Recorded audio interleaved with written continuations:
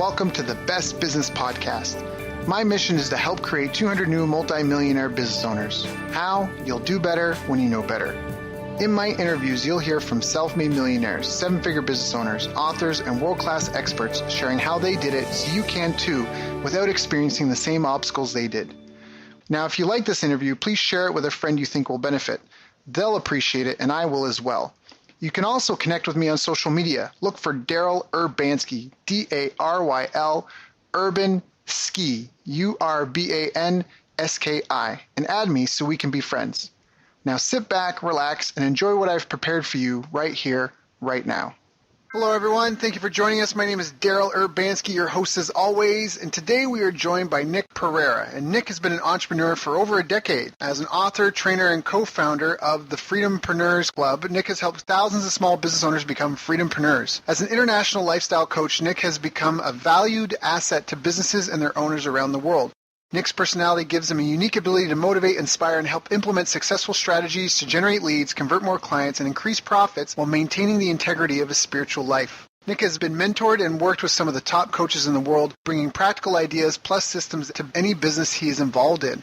As a coach, Nick fuses spiritual development, business development, and accountability into every aspect of his business, which allows for higher impact plus higher income. I've asked him to join us today so we can all raise our businesses plus our consciousness a little higher. So, Nick, thank you for joining us, my friend. How are you doing? I'm doing fantastic. Thank you so much for the opportunity to be here. It's good to have you here. And, we were chit-chatting a little bit before the call. We're both on our grind, which it's so I think as entrepreneurs, we're doers, we're really engaged in the doing, right? Like the passion's right. in the process. Now, but before you became an entrepreneur, before you got into this, before you got all this coaching and mentoring and were able to enable and help others, how did you get started? Do you come from a family? Do you come from a family of entrepreneurs? How did you get going? Yeah, you know what? I don't come from a family of entrepreneurs. That's the funny part of it. So I don't know what it was about me. Maybe it was just I saw the way that everybody else was living and I thought, you know what, that's not for me. And my father worked for a large corporation. He's worked there for, 20, 30 years. He's actually retiring soon. He's going to be retiring at the same company he's been with. And my mom bounced around from job to job over time. She eventually found something that she liked, stuck that out for about 5-10 years now. So traditionally, everybody around me has worked the 9 to 5, worked for either the government or a large corporation and has made their living that way. From an early age, though, I decided that wasn't for me and that I was going to carve my own path. And at the age of 17, I started my own business. I started a little ceramic store selling decorations and ceramics in the flea market. And within 5 months, I had lost $5,000 and thought, geez, this is rough. I remember I had to work a summer roofing job, which was probably one of the worst jobs I've ever had, just to pay back the money that I had lost. However, I didn't lose discouragement. I inherently knew that that was part of the journey and that I was going to do whatever it took to be successful. So from there, I went into the music industry. I spent many years in the music industry doing marketing and promotion for bands and acts. I personally put out a record and toured the country. And then from there, I really found myself into the entrepreneurship world. I got introduced really into the entrepreneurship world as a career, as entrepreneurship as a study, entrepreneurship as a subject matter. Through the network marketing industry, I got involved with a network marketing company. And it was through that company that I found coaching and training and personal development and systems. And that I just fell in love with. I fell in love with the idea of developing people personally. Because what happened with me with entrepreneurship, it started out like most people as a way to make money and a way to see financial success. But it became so much more. It became somewhat of a spiritual journey for me. It became a journey of discovering who I am and what I'm here to do on this planet. And so it became and evolved into something so much more than just business. But business is a great vehicle. Everybody does business. Everybody's in the marketplace, even people who are like, I don't do business. Of course you do. Every time you buy something, you're doing business. That's right. Every time you make a transaction, you're doing business. Every time you gain a new relationship, you're doing a type of business. So the marketplace is where people are at. And so that's what I realized is that the better that you were with people and the more that you grew yourself and that I grew personally, the better I was at business. And it was a natural correlation. That became my journey into coaching and training and sharing what I do with others. And of course, that's evolved even more over the last few years of specifically using the new marketplace, as I call it, which is the online world. Because places like Facebook, here's what I call old school business. Old school business is you signed up for the Chamber of Commerce or the Board of Trade or your local networking events and breakfasting groups, which are still valuable. Don't get me wrong. These things are absolutely valuable and a great way of making real connections and meeting real people. And you go to the networking events, you shake hands, you do your little wine and cheese or whatever it is, and you network. And then there's usually a follow-up to that. There's usually a coffee shop meeting or a phone call where there's a relationship being built. And then in that relationship, there are opportunities, whether that's to collaborate on something or to do like what myself or you are doing right now, being on your podcast. There's all those kind of opportunities. And of course, sales opportunities come up. What I call new school business is I get up, I grab my cup of tea,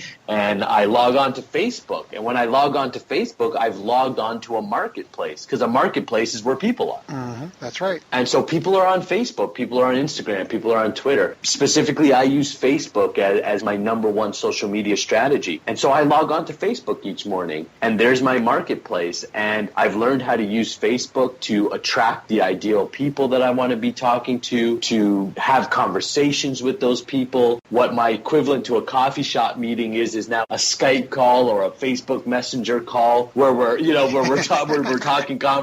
talking opportunity.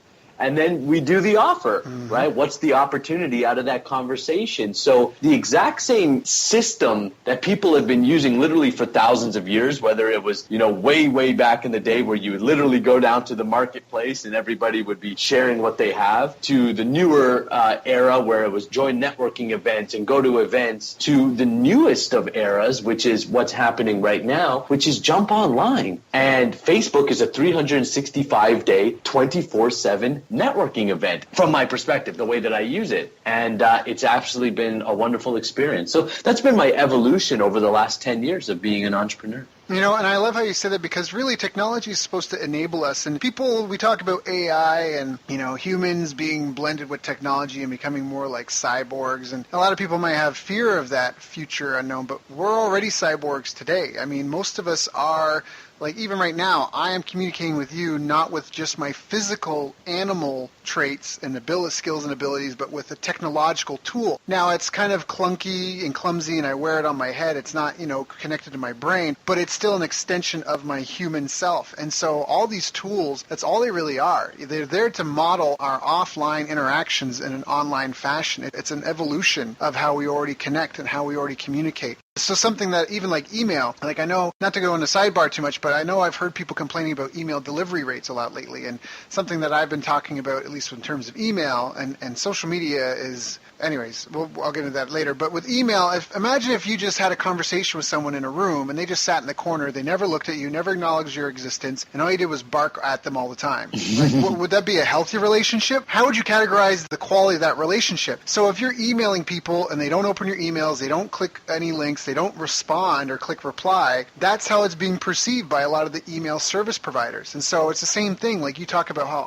we're connecting online. It really is. It's a marketplace, but now I don't need to leave my home because I can go online and I can learn about you and I can go through your photos and profile and I can see what you like and I get to know all about you, and I don't have to sit there across from you, and pay for coffee and sit and ask you to have you tell me. And the other part of that as well is there's more transparency. I'm not subject to, like when I interview people, I check them out on social media. Like if someone's applying for a job or a position or something, I want to know who they are. And I've had people apply and I go look and they're like I saw one girl was doing lines of coke on her Facebook profile. And I'm like, geez. What do you, no, right? Like it's just, anyway, so. I have a little discrepancy, people. Like, geez, like, be careful. So that's really the world that we live in today, and it's just allowing us to do bigger, better, faster, more. So I love that. Yeah, that's exactly, and it's interesting because there's been studies, there's a sort of a debate going on in the online world is how real is the online world? You look at someone's Facebook profile and you say, well, how real is that? Is that actually who they are, or is it just a show? And there's been a few studies that I have read in blogs and different opinion pieces that have actually showed that someone's Facebook profile is a very good reflection of who they are. Is it all of them? No, absolutely No. not. Is it all, is it all of their being? No. But does it give you some telltales about their personality, their overall energy or lifestyle? It does. Because if you look at social media, it's people showing themselves in the now, in the moment. Here's what I'm doing. Here's what I'm up to. Here's what I'm eating. Here's what I'm reading. Here's the type of conversations I'm engaged in. So if, as you had already mentioned, you checked out somebody and she's doing lines of coke on her Facebook profile. Unless that's her image she's going for, good chances are that is the reality of her life, that she's engaged in those type of activities. Right. If you look at if you look at my profile and you will see and you check me out, that is real. That is my life. Yep. Are you getting all of my life? No, because I'm not 24/7 on Facebook Live. Right. However, are you getting the general aspect of who I am and what kind of person I am? Absolutely, Yes. you are. And in Facebook or any social media that you're using, we got to be conscious of how we are showing up on social media. Just like you would be conscious, you wouldn't show up to the networking event, haven't brushed your hair and you're wearing clothes that you've been wearing all week and you haven't showered. Most likely you're not going to show up to the networking event like that. Well, don't show up on Facebook like that either, right? It's okay to give little pieces of, here's my inside life. And no, exactly. Because social media has this nice personal touch, but be conscious overall of the way that you're showing up on social media, especially if you're using social media, because we're talking in the context of using social media as a business tool. So the general population is using social media very socially, very, just very loose and whimsically. However, if you want to use social media to grow your business, then you have to bring a certain consciousness to that and say, I'm using this to grow my business. So we do business with people we know, like, and trust. That's the basics of business. So on your social media page, if I was to get to know you via social media, would I know you? Would I like you? And most importantly, would I trust you? And you can create that type of relationship on Facebook. It's one of the big skills that I teach. Well, in Aristotle, he used to say actions define character, not words. And I think that, when you say, someone look at your social media profile, is this really, how real is it of them? But people have a misconception, and I don't want to get too philosophical, but you are not what you think you are. You think you're this person behind the eyeballs that walks around and looks at life, but you are you even before you were formed.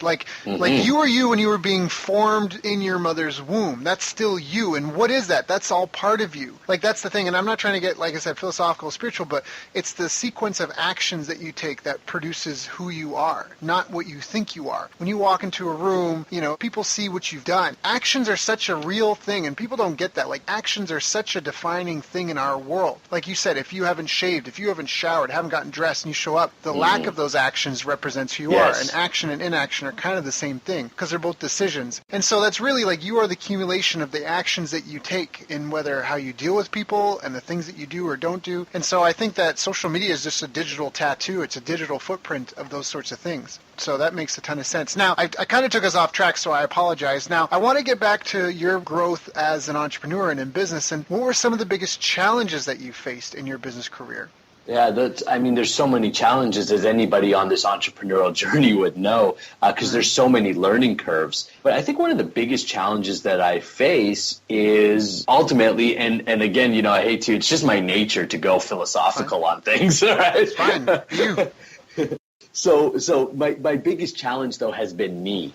My biggest challenge I always butt up against is my own perceptions of the way that I think I am. Like you just mentioned, I love how you said that, we're not who we think we are, so I may in my own head delude myself to thinking I'm this and I'm that and, I've got it all together or I know all the answers, but the actions speak louder. So as I start to take action and move into certain strategies, it was eye-opening to see how limited I was in my own self and how my actions were not very congruent at the beginning with where I wanted to go or how I perceived myself. So I perceived myself as being super successful, but yet my actions were not lined up with that perception of myself. So that was a big challenge. And I would say wrapped up in that challenge, a big challenge that I had was getting around like-minded people. Getting around successful people, like being around someone like yourself, Daryl, who's had success, who's obviously just emanates success in your energy and the way that you show up. At first, I wasn't connecting with people like you. I wasn't connecting with people that were into developing themselves and understood life and business at deeper levels. So at the very beginning, it was difficult for me, or I found it challenging to connect with the right people. But over time, as I grew myself and continued to grow my business, then I started, it's hard for me not to connect with the right people now, if that makes sense. It's hard for me to meet somebody and not have them be at a certain place in their life where they understand what it takes to become successful. So those were a couple of the challenges that I really faced along my journey. And I think that's a really key thing, because even in some of the businesses that I help out in, it is often the owner that's the bottleneck, and they don't see it. They can't see it because it's almost like a flame. Fire can't understand itself. It understands water and wood really well because it's afraid of one and it loves the other. But it's really hard to understand itself because it's so busy doing and being. So it's the same thing as the owner. They're so into it that they can't understand their shortcomings and where they're getting in their own way. And I remember that I used to read a lot of Confucianism when I was younger, and it's basically talking about the path of the superior person and just how they shape themselves to the situation versus imposing themselves on a situation to be like water, if you want to quote Bruce Lee, and that water, I mean, it's one of the most amazing elements on the planet because it's adaptive. It'll wear down rock, it'll fill up any hole, and it provides life to everything. It assimilates into every structure. So a lot of times as the owners, like you said, we try to be like a rhino just charging through and I'm going to implement my plan. But the reality is that you don't realize that if your staff are leaving, it might not be because, or if you've lost staff, the staff member probably was fully capable and competent. What they lacked was the training, support, and feedback they needed to know how to do a good job. There's things like that where people have this, again, we're this inside out perspective, and it's not always a true view of the world and self as whole. I think that's a really important one to note for everyone listening, to take a hard look at themselves and to maybe be willing to ask the people around them to give them candid and maybe anonymous feedback on their strengths and weaknesses in different scenarios, whether it's professionally and personally, whether it's in certain areas of the business. How do you think I am with, managing tasks? How do you think I am with leading the company? How do you think I am with handling customers, clients, and sales? Because it may surprise you that you may not be strong in all the areas that you think you are. And the best thing you can do is to not focus on improving your weaknesses, as crazy as that may sound, but it may be to lean into your strengths and then to hire for your weaknesses. Hire people who are strong where you are weak, because it's a team effort, right? Everything in business has to be a team effort. I couldn't do this call without you. It would just be me talking to myself in a room. That's right. And the more that we can accept that business is a team game, it's a team sport. And so even if you're a quote-unquote solopreneur, which I don't believe in, right? I really don't believe in this idea I'm a solopreneur, because there is no such thing. Because even if you're first of all trying to do it all by yourself, then my guess is that you're not having the success that you want. And that was another challenge that I faced, because I was being the solopreneur. My idea of living a freedompreneur lifestyle was, I'll get up, I'll run my business, I'll make my money, and then I'll just do my thing. And the less I have to manage other people or tasks, the better, the more free I'll be. But actually what ended up happening is, as I tried to build my business with that mentality, freedom was nowhere to be found. Why? Because I was working 24/7 and I was doing a lot of things that I wasn't good at.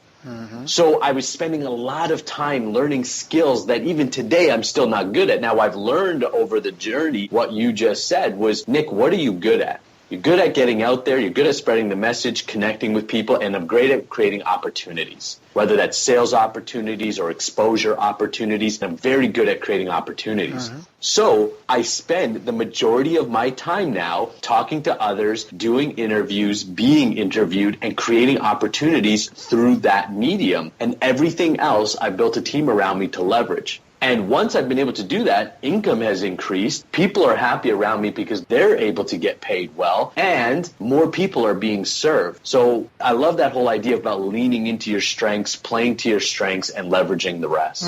Yeah, I think so. Now, what would you recommend to anyone if they're in business and they've either got a new business or they're in an existing business and they're going through a phase where they're struggling or they're uncertain about where their income's going to be in the future? They've got instability and uncertainty and perhaps frustration in their life, maybe even a little bit of overwhelm. What would be your recommendation for them? invest in training and coaching. And I'm not just saying that because I'm a coach. I'm saying that because that is, it's like, well, obviously. Obviously, right? the You answer is would to buy say my that. services. I mean, of course. That's right. Yeah, obviously. So I'm not pitching me, you can, if you resonate with me, great, reach out. But if you don't, find somebody else. The game changer for me was a coach. And that's why I became a coach eventually. I owned a commercial cleaning company before I was a coach. I was in network marketing before I was a coach. And in both those businesses, I saw success. And how did I see success? Only when I started working with mentors that had success in those fields. So for instance, if you find yourself stuck or you find yourself being very frustrated, good chances are it's because there's some blind spots or there's some things that you are unaware of, whether that's about yourself, which, we've talked a lot about, or within your actual business model and system. Because yes, we talked a lot about the introspective work, which is a huge part of this journey. But let's not also forget the how-tos, the strategy. So you can be the most introspective, self-aware person, but you still have to learn how to do the right things at the right time. So there is a formula to success. It's not by accident. And so if you find yourself stuck and frustrated, get with some people who have already had that success or have the lifestyle that you want and do whatever it takes to get in front of them, to get into their mind, to understand what they understand so that you can discover some of the blind spots, whether that's within yourself or within the business model that you're building, and you can make those adjustments. And the other thing too is, we talked a little bit about this, that idea of that Bruce Lee, be like water, which I absolutely loved. Be like water in your business as well. One of the things that I'm doing currently is Facebook. I do Facebook marketing, and Facebook has this Facebook Live feature, which came out not too long ago, which really was a game changer. Because now it had this opportunity to go live at any time and connect with my audience and answer questions and build relationships. It's been a real game changer. Well, there's a new addition to that now where you can now interview people on Facebook Live. Well, I've just started implementing that as a strategy, and I've literally just started doing this in the past week, and my exposure has gone up, and so have the amount of relationships I built just in this last week. And you know what? Is that going to be the end of it? No, because Facebook is going to change again, or there's going to be some platform that we're not even aware of that's going to show up in the marketplace and totally change the marketplace again. And we got to be willing to adapt our models and our strategies to the marketplace as it adapts. We want to be like water and be adaptable and mimic what's happening so that we can adapt with what's going on and be able to move forward. So I would say seek mentorship and see where you're maybe not being flexible and see if there's some opportunities to be flexible in your business. Yeah, I think that's really important. Mentors are really important. What is it? The pioneers get the arrows, the settlers get the land. And there's not really a lot of new things happening under the sun. Like in reality, when you look at like the technological advancements that have pushed our civilization forward, when you look at any new development, the groundbreaking, like species-changing stuff, it's far and few between. A lot of us, regrettably, are just copying something that's happened before. I'm sure even in the medieval times, the great rulers had coaches and consultants. I'm sure that people had people come and help clean their little mud hut. I'm sure that, like people needed to groom themselves somehow. A lot of the stuff is just a new iteration of something that's already existed previously. And so, like you said, if just by talking to someone who's been there, done that, I mean, it's a really straightforward path to success. And I think that's something people are afraid of. I think people can be afraid to share their secrets with a mentor, because the reality is that relationships change, and so you might confess something to a mentor and worry that they might use it against you or something. But really, at the end of the day, it's not going to matter in 5,000 years. It's not going to matter in 10,000 years. So do whatever it takes to get where you want to be right now. I think that's really, really, really important. So what do you see are some of the biggest mistakes your clients make? We talked about some of the things that we would recommend to someone that's struggling, but what are the big places, what are the things that trip people up? Where do they get stuck? Yeah, so one of the big things that I see, especially for startup entrepreneurs, which is generally the people that I'm generally working with in the first 1, 2, 3 years of their business building online, even if you're super successful and you're now building online, there is this big mistake or this big trip up of chasing shiny lights. So every 2 days, there is going to be a new marketing system or a new, funnel that you can build or a new application that you can use. And while you want to be adaptable and use the new technologies to increase what you're doing, you also want to be conscious of chasing shiny lights. So one of the big things that I see is people just aren't simply sticking out their strategy long enough to see it come into fruition. So they do it for a month or 2 months, or they join a program, or they've joined. And this happens in the Freedom Preneurs Club. Like I tell people, I'm like, if you're here more than 3 months, I'm more surprised. Right? People say, really? And I have a great retention rate. I don't have a lot of attrition in my business. I've worked with people 2-3 years as a coach. I've built long-term relationships. But the honest stat is that when people come in, they don't plug in to all the what's there to be offered. And then within 2 to 3 months, they're out. And then I can see a week or 2 weeks later, they're into some other program. And that pattern happens in that program. And then they go and they come what I would call like program junkies or seminar junkies, right? Where they just move from one training to the next training to the next training or the next opportunity, and they never fully see it through. So I think that's really important that from the beginning you come in with the winning mindset, not the mindset of, I'm going to give this a try and see how it goes, but really I'm going to implement this strategy until it works. If you've seen that it works for other people, then it works. Then you know it works. So then you got to know, why isn't it working for me? And then learn, again, look at the blind spots, learn the things that you may not know about the strategy until it's working for you. So that's a big trip up that I see. People not giving it enough time to make it work in the way that they know it can work. Yeah, I agree. I think that's really well said. A lot of times things cost twice as much as people think it's going to cost and take 2 or 3 times as long as they think it's going to take.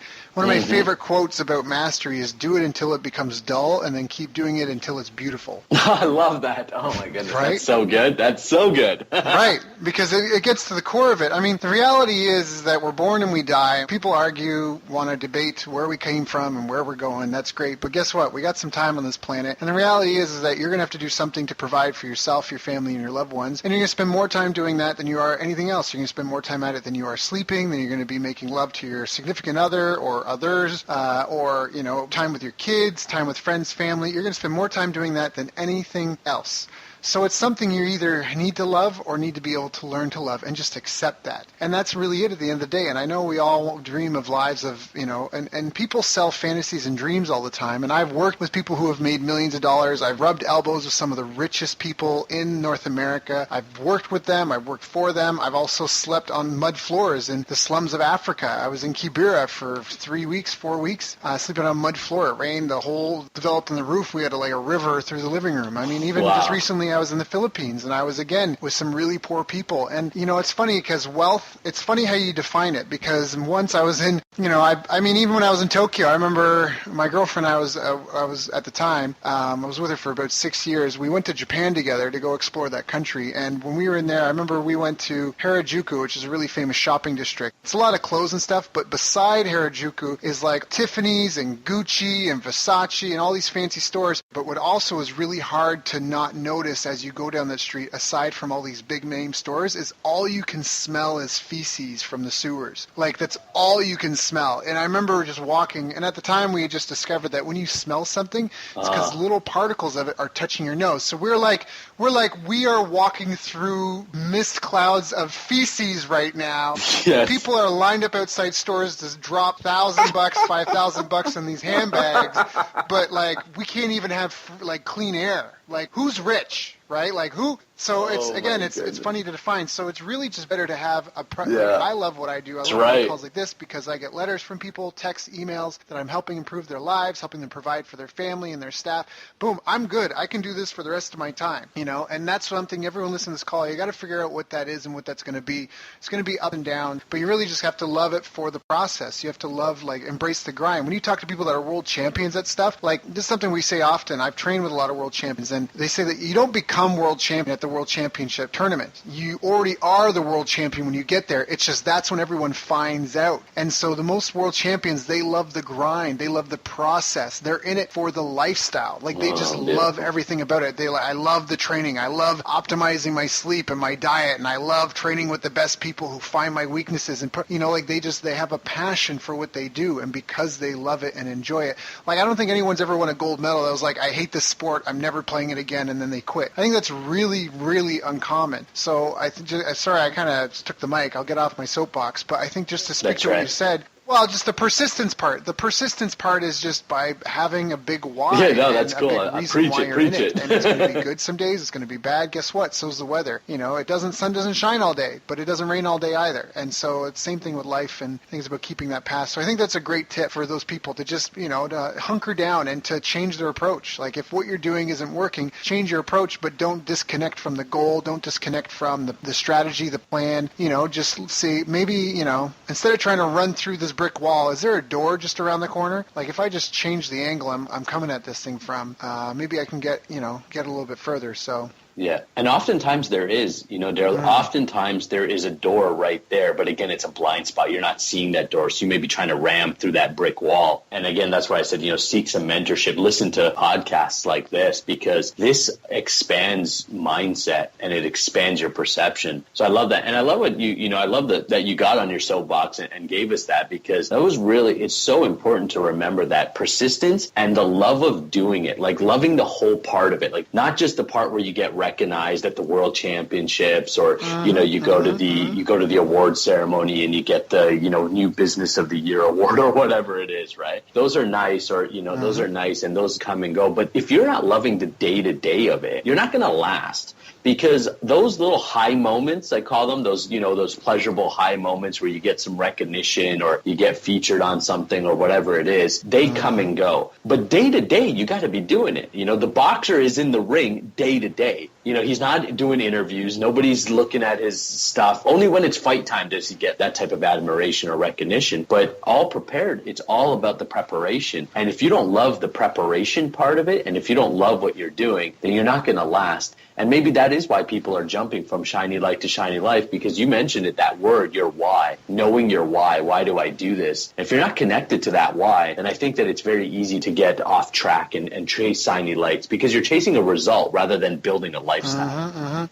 Now, I think to some people's credit as well, and just to be candid, sometimes people don't know why, like what their why is because they haven't done enough things to find it. And then you do need to do a lot of seminars. You do need to jump into different programs. You do need to try a lot of different jobs. You do need to volunteer. You do need to do different types of things. You do need to get involved in other people's projects. That's part of how I found what I wanted. I mean, in the beginning, I had my own business. I mean, I've had a couple of businesses. I was on the seminar circuit, all that sort of stuff, and I was just volunteering to help people out. And I found it so rewarding, and I love the feeling of being like the guy sitting in Central Park playing 8 games of chess. And that's when I ended up helping out a lot of people. And then I realized I was spending almost more time on other people's business than my own, and I was still making enough that I was okay. It was a subscription model, and and the content I was on top of, and so it was fine. But I wasn't really pushing to make it like a 7-figure business. And that's kind of where I really realized that that's where my passion is really being a coach and helping other people and getting into the game. So I can already tell from you've got a ton of experience. And I can already tell that you've been through it with enough people to kind of see the trends as they come and go and hopefully probably pick up on things as they're about to happen. So that's huge as well. Do you feel that you've had any habits that have helped you and habits that you see in your most successful clients that make them, that give them a better chance at being successful?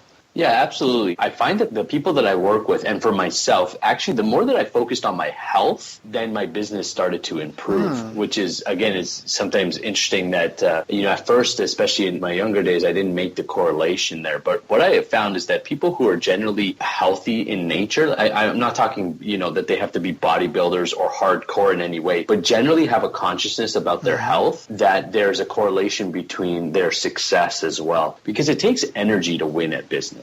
It takes a certain amount of longevity. Like, for instance, me and you were chatting today. We're doing this podcast, but we've got other calls lined up. Like, we've got 3, 4, 5 calls lined up. I know for me, I've got 3, 4, 5, sometimes 6 calls lined up. I think tomorrow I'm literally on calls from, 8:30 a.m. till close to about 8:30 at night. It's going to be a full day tomorrow. If I was not in physical shape to be able to handle that, then I would not be able to be effective on those calls. I wouldn't be able to show up. Between 1 p.m. and 3 p.m., generally people take this dip of energy, right? If you have habits that allow yourself to really maximize your energy, then I find that you're going to be more successful in business because you're going to have the focus and the energy that it takes to stay present and have a certain amount of quality that you bring to each moment and bring to your work. So for me, I do yoga and meditation every single morning, and that is the habit habit that has really helped me stay focused and keep my energy up throughout the day so that I can do more things within my business and bring more quality to the things that I'm doing.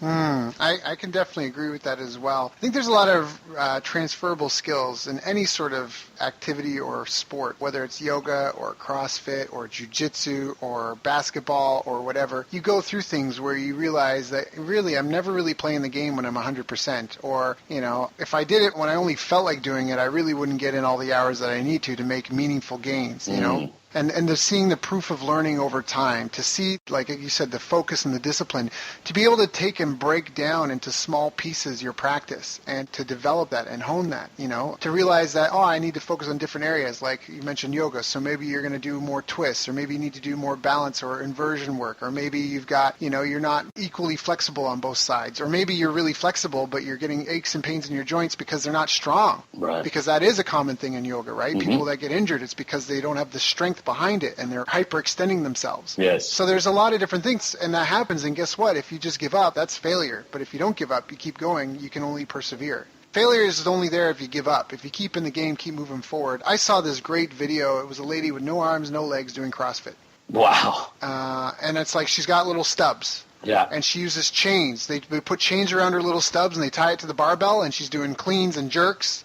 Wow. And she's doing squats. Her stubs lower down and her butt hits the ground, and then she comes back up on her stubs, and she's doing like 70 pounds, you know, and meanwhile I know full-grown adults that can't even do that with 70 pounds. You know, it's just that perseverance, that determination, and it's about having a goal. And it's a lot of, I think, is even about having a purpose for why you live. Like, if you have no purpose, then you just go kill yourself. Like, I'm sorry, maybe I'm going to get some hate mail from saying that on the podcast, but like, find a reason to live, and instead of killing yourself, then just go to the most dangerous place in the world and offer to help some people that need it. Offer to help get them out of safety if your life is so worthless. Like, you know, that part, I feel like there really are zombies. Like, we live in a zombie apocalypse where most people are asleep at the wheel. Like, people didn't used to care about animals. They say they're just chemicals, and it's just chemical reactions, and you know, and they're just responding to stimuli. I feel like a lot of people are kind of like that. Like, they're not really aware or awake. They have the full potential to, but they need some sort of awakening to happen. Something. You hear about some of the best entrepreneurs having hit rock bottom. Yeah. You know, that's a wake-up call. And generally, and it's unfortunate, you don't have to hit rock bottom to have your wake-up call. I mean, you could be listening to this right now, and this could be the wake-up call. It's really a decision to wake up. It's a decision to say, okay, I'm hearing what these guys are saying, but am I going to do something with what I'm hearing? Am I going to make that decision? And I love how Tony Robbins breaks that down, you know, decide, right? You know, it means to kill off, meaning killing off any other option. I am going to be successful, right? So decide, you know, like other words with side or homicide, pesticide, suicide, decide, right? It all means to kill off. So when we make a real decision, it means we've killed off any other option. So you got to make the decision that I'm going to make my life happy. I'm going to be happy. I remember there was a time, this was years ago, and I remember I was going through some tough times in the business, and that was affecting personal life and health, everything. It was just a very tough time, which we all go through. And I remember I was in tears. I was with my girlfriend, Sarah. I was in tears, and I was just like, I can't do this. And she said, what do you mean? It means you're going to quit. And I said, no, I can't do this, meaning I can't feel like this anymore. I was like, I can't do this whole, my life is crappy, and this pity me, and this, you know, things aren't going well. This whole unlucky feeling that I was carrying around with me, I was like, I can't do this anymore. And I actually made a decision. I said, I'm going to be happy. I don't care what the circumstances are. I don't care what the number in the bank is. I don't care what my waistline is at this moment. I don't care any of this. All I care is I'm going to be happy. I'm going to accept myself. I'm going to accept life, and I'm going to be happy. I'm choosing to be happy. And I'll tell you something. I went to sleep that night, and I woke up, and I've progressively been happy and happier and reached new levels of joy in my life since that moment. And it was because I finally made the decision to be happy. I no longer left it up to the circumstances. Well, if this happens, then I'll be happy. You know, if that happens, then I'll be happy, because that's how I was living. And so it really comes, and it's unfortunate that we have to reach these places of rock bottom or these sort of dark places before we make these decisions. But you don't have to wait till you get to those places. You can just simply in the moment decide, okay, this is it. I'm going to make happy. And then the all-important actions. What actions will you take that will be different? Because you can say, well, I decide to be happy, but it will show up, like you said, it will be defined in your actions. A happy person takes different actions than a non-happy person. And so if you don't know what actions happy people take, then go find some happy people and search for them, seek them out. and find out what is it that they're doing and see if you can start to mimic that. And then, like you said, you'll have a discovery process. You'll find yourself by discovering others, you discover yourself.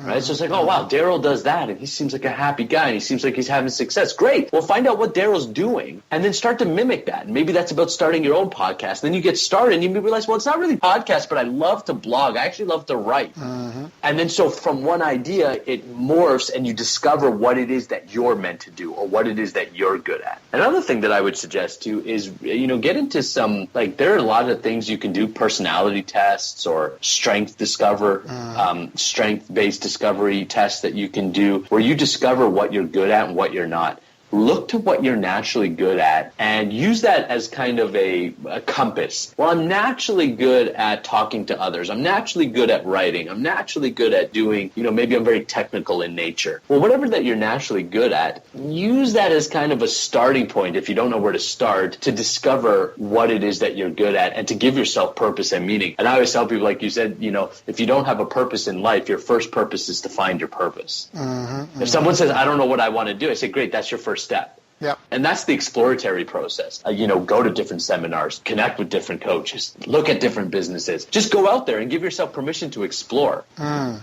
then as you're exploring, ultimately that's what I did. I explored. I explored and I explored and I explored and I still explore. And then over time, it's like my exploration took me down a path. And this is the path that I'm walking today. And so it's not like I intentionally was like, this is how I'm going to build my business and this is what I'm going to do. Of course, I had ideas to get started with, but those then transformed as I kept exploring and discovering more about the market and more about myself. Then it's led me down this path, and I'm open that it may transform as I continue to go. I assume it will.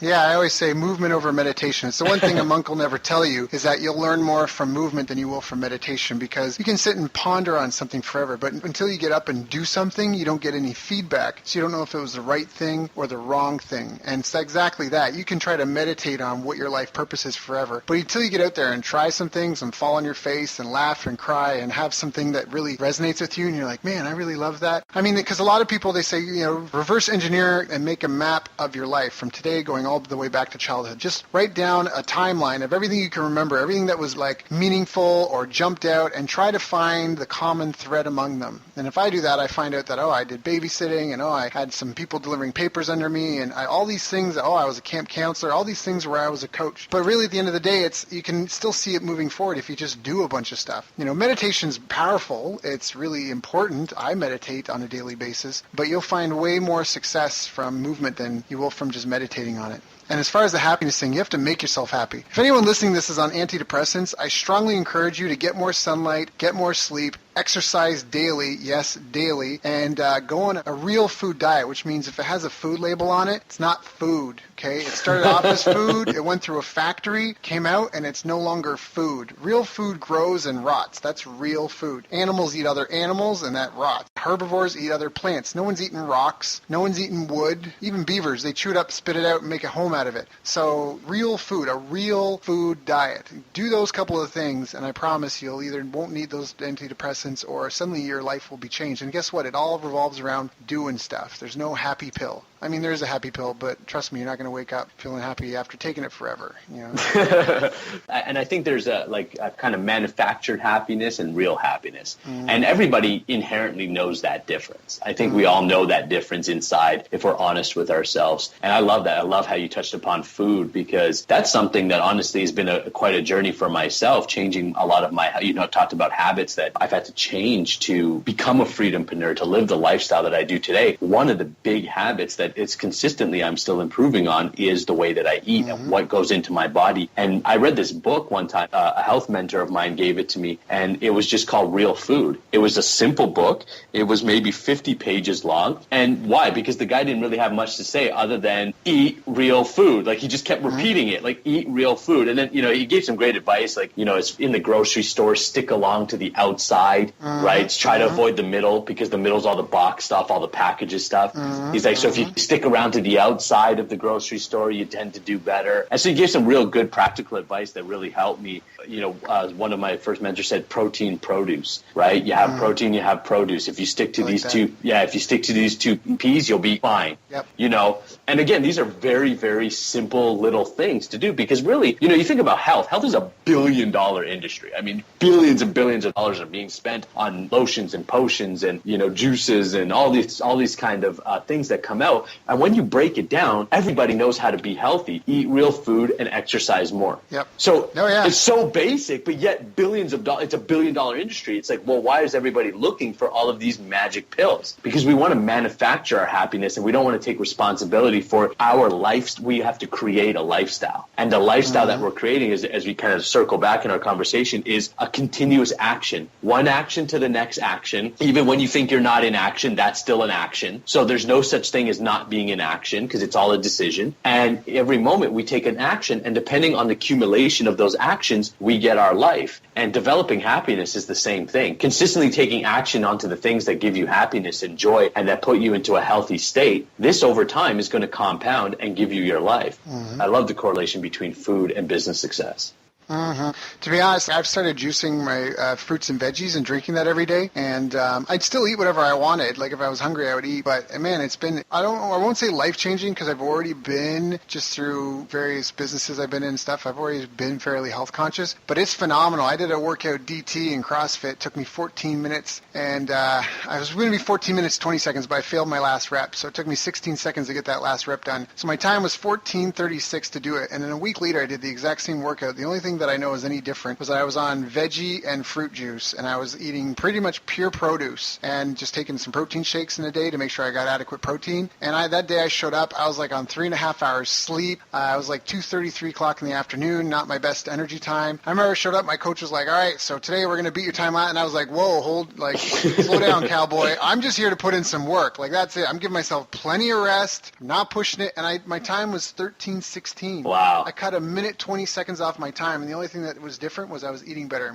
I have back acne that cleared up. I mean, the food's just so important. It's like if you put water in your gas tank, right? How far is it going to go? Right. And so it's the same thing with your body. I think health is wealth. We said that before earlier, but it's such an important thing. I know people that have made millions of dollars and sacrificed their health for it, and they spend all the money that they made trying to get their health back. Yeah. You got to, it's an ebb and flow. You don't want to sacrifice the relationships that really matter. You don't want to sacrifice your health. And that's where money can't buy you happiness. Not having money, it's a dire situation. So do what you got to do to get your roof and food taken care of, but then start eating right. And it's cheap and it's delicious. If it's not delicious, you're not doing it right. That's right. It's delicious. I mean, I had a craving for pizza. I got some pizza yesterday, and I ate it, and it tasted delicious going down, and I literally felt sick. I was like, oh my God. I wanted to come home and have a bunch of ginger or something. I was like, what can I do to dissolve this lump of whatever in my gut? And I used to love pizza. Yeah. I gave the other half to my buddy. I was like, dude, I can't eat it. I feel sick. I was like, I literally feel sick right now. I'm crazy because I used to love pizza, but it's just a ton of bread. So anyways, I digress. What do you think was the best advice you ever got? Geez, the best advice I ever got. Wow, that's a good one. I'm going to say the best advice that I ever got was, I remember is mentorship, is training. I remember I was in this network marketing company and I was struggling. And I remember I was feeling very frustrated, and I called up my one of my mentors in the business, who's very successful in the business. And I was I'm giving him the complaining. I'm doing everything. I'm out there. I'm doing presentations, and I'm talking to people, and nobody's signing up, and blah blah blah. And he said to me, Nick, it's not what you're doing, it's who you're being that makes the difference. And I said, what are you talking about? I read The Power of Now. I read Eckhart Tolle, right? I read the book, right? And he said, Nick, you can read the book all day long, but until you experience it for yourself, it's not going to make a difference. He said, so you can do the philosophy or you can actually do it. And you need to move from philosophy to action. And so what he did is he said, I want you to hang up right now. I want you to call, and he gave me a number. And he said, I want you to call these guys, and I want you to register for their next weekend program. And I thought, geez, oh my gosh, you want me to spend more money, blah, blah, I don't have money, da, da, da, da. So anyways, I called. He said, just call. So I did. So I called, and I was like, I was told to register for this course. My mentors telling me to do this, blah, blah, blah. I don't have a lot of money. It was like $600 for the weekend or whatever it was. And so the guy worked out something with me. He's like, can you put half down now, pay the half later? So I said, yes. So, I maxed out my credit card, putting my half down. I went and I did this weekend course, and it brought so much awareness to me that I literally came out of the course, and about 3 days later, funny enough, enough, I met somebody in the course who then gave me an opportunity to make some more money. I asked for double the amount of money that I usually ask for these type of jobs that I was working. And boom, he gave it to me. He said yes, without hesitation. Mm-hmm. And I walked out of that meeting going, oh my goodness, I could have always been making more money. I just wasn't asking for it. I was asking for, this amount when I should have been asking for this amount. And literally my life had changed from that course. And it was amazing because at the time, it was a struggle for me to spend money on training or development. And now I totally understand that the more that we invest in ourselves, then it actually comes back to us 10 times. So, so I think one of the best pieces of advice was shut up and go call this company and do it. And it was pretty much like that. Like, it was like, I'm not messing around. We're not having a half an hour discussion where he didn't want to hold my hand or, he was done hugging me. Like, do it. That's right. Yeah. Do it. That's it. Yeah. The conversation was over and that was the best thing he did. He's like, just do it. And that's it. And, talk to me when you've done it, pretty much. And it was kind of like, if you do it, great. I'm going to keep supporting you. Kind of the vibe that I got was, but if you're not willing to do this, like, you need to stop calling because you're obviously not willing and ready. And so I did it, and I'm so grateful that he did that and was like that, and that I did it. That's awesome. That's such great advice. That is really good advice. Again, because you don't know what you don't know. That's right. You have to constantly be growing. If you're not growing, you're stagnating. There's only really two stages in life, and that's growth and death. And either you're growing or you're fighting entropy. That's right. That's basically it. You're born as an infant, and then you're growing to a full-grown human, and as soon as you pass that peak, you are now fighting entropy for the rest of your life, and that's it. So you got to stay focused. You got to do everything you can to stay in the vibration and around the peers and people that are going to push you towards, delaying kind of the inevitable and staying where you want to stay and avoiding the massive pitfalls. So, Nick, you've been really forthcoming and really candid and honest in this interview. Now, are there any questions I should have asked you that I haven't asked you? Nothing comes to mind right away. I think you did a great job, and I think our conversation it almost went a little bit on that philosophical tone, but that's the nature of myself anyways, because I really believe in understanding the why behind whatever it is you're doing. Because for me, one of the things is once I understood why I do certain things, like for instance, I talked about meditation and yoga. Well, I tried to do a meditation yoga practice before because I just thought, well, like this is something that I can do to get myself healthy and to work on myself. But I didn't really understand why, or I didn't have a purpose behind it. But now that I've got a purpose behind it and a why behind it, it carries me through. So I think what was really important in this conversation is that understanding whatever it is that you're doing, understanding at a deeper level, meaning go 100% deep into what you're doing. Stop playing on the surface if that's what you're doing. If you're dabbling or playing on the surface, you never get the full sweetness of a fruit until you crack it open and figure out everything that's in that fruit. And your business is the same way. If you're playing on the surface of your industry or your business, then you're missing the taste of it. The taste is by going deep and really understanding it at its deepest levels. And as you go deeper into whatever it is you're doing, good chances is you find it may be like a never-ending hole, right? You're digging, and you're like, every time you think, oh, wow, I've discovered it, a new taste, a higher taste to what I'm doing. I promise you there's an even higher taste. You just got to keep going down, keep seeking. So well said. So if people are resonating with you and they like your vibe and they love all this and they want to connect and they want to find out more about becoming a freedompreneur, where do they go? They go to freedompreneurs.club. Got it. Can you spell that for us? Yeah. FreedomPreneurs.club. CLUB. So freedompreneurs.club. That's awesome. Thank you so much, Nick. I really appreciate your candor and in coming and sharing your stories with us and helping hopefully inspire some people and get them to kind of, shake off the dust if they're feeling a little beat up and to keep their life forward and maybe even just dig a little bit deeper either into doing what they're doing better, harder, faster, stronger, or finding a bigger reason why, or connecting with their strengths and hiring out their weaknesses, or again, surrounding themselves with a bunch of like-minded people, or connecting with a mentor such as one of us, or joining your Freedompreneur Club. Just getting out there and again finding more meaning in their life and taking advantage of this life that we're given. It's not easy. That's right. There's good days, there's bads, but guess what? We don't really know what the alternative is. So might as well make the most of it while you're here. So thank you for helping share that message and hopefully bring some happiness and satisfaction and purpose and meaning to some of our listeners' life. I really appreciate it. Well, thank you so much for the opportunity, and thank you for doing what you're doing as well. It's amazing. It's fantastic. You've reached the end of our interview. Now, first, let me thank you for listening. I appreciate and respect you more than you'll ever know. And now I'd like to ask you a couple of questions. First, What 3 lessons did you just learn? What 3 aha moments just jumped out at you? Second, what can you implement for yourself and your business in the next 24 hours? Third, what can you give to someone else to help you with, or give them to just do it for you? Whatever it is, remember, taking action is the secret sauce to results. Now, if you think this interview would be helpful for a friend, please give them a link to it. It'll help them and it'll help me too. I'd also like to invite you to help me find out more about the challenges you're facing, your dreams, your goals, and how I can help you overcome what's holding you back. We both do better when we know better, and your success is my success. So please reach out and interact. You can visit our website, bestbusinesscoach.ca for Canada or California, where I'm from and where I'm living. You're welcome to also try out one of our paid programs. You can find us on YouTube, Facebook, and pretty much every other social media channel you can think of. You should also subscribe to the podcast, and if you're enjoying them, please leave us a nice review. It really helps. That's all for now. Once again, thank you. Take care of yourself, and remember, the world needs the best business you can build. And I believe in you. So look, I was privileged enough to sit in the room the other day and listen to Daryl present. I had the great fortune to spend some time with Daryl Lubinsky during this week, and we had an incredible 2.5-hour presentation from Daryl. Daryl was amazing. I got so many little nuggets of wisdom. I hadn't heard Daryl speak before, but what struck me from his presentation was He's one of these hidden masters in the internet marketing world who's worked on some pretty incredible launches. Daryl has a ridiculous amount of knowledge. Daryl Lubinsky's presentation was absolutely great. I really loved an incredible knowledge of numbers.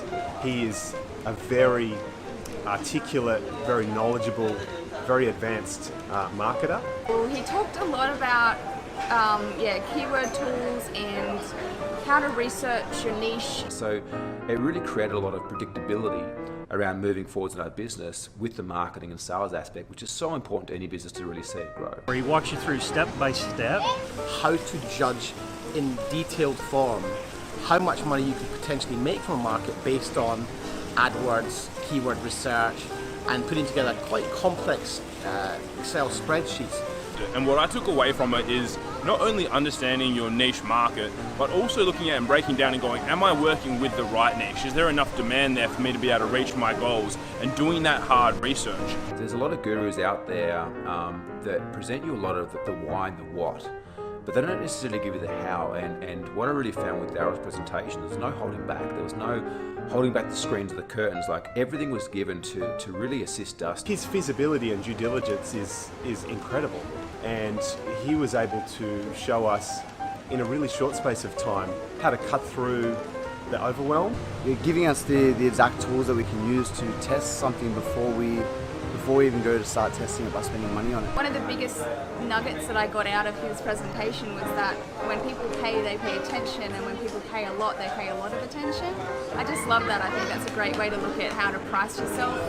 And he was a great speaker, lots of energy, and it was really great to spend time with him. Honestly, phenomenal presentation. I would love to catch up with him, next time I'm in this part of the world.